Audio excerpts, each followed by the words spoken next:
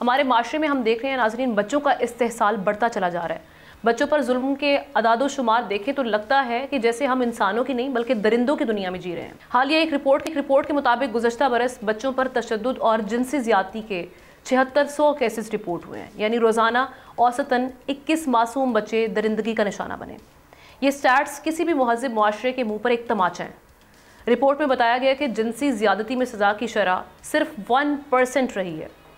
अगवा जैसे संगीन जुर्म में सज़ा की शरह 0.2% रही और कम उम्री की शादी पर सज़ा का ग्राफ 0 पर दिखाई देता है। पंजाब 6100 केसेस के साथ सरे फहरिस्त है।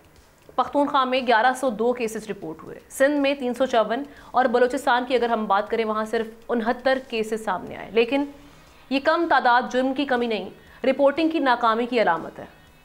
अक्सर सकाफती जबर, समाजी दबाव और निज़ाम इंसाफ पर अदम एतमाद इन वाक़यात की रिपोर्ट होने में रुकावट बनता है। तो अब हमारे सामने सवाल यह है कि इंतज़ामिया और मुआशरा सिर्फ रिपोर्टें गिनने तक महदूद रहेगा या बचाव का अमली कदम भी उठाया जाएगा? इस सवाल का जवाब आप कमेंट सेक्शन में जाके हमें दे सकते हैं। सब्सक्राइब करें और बेल दबाएं ताकि कोई खबर रह न जाए।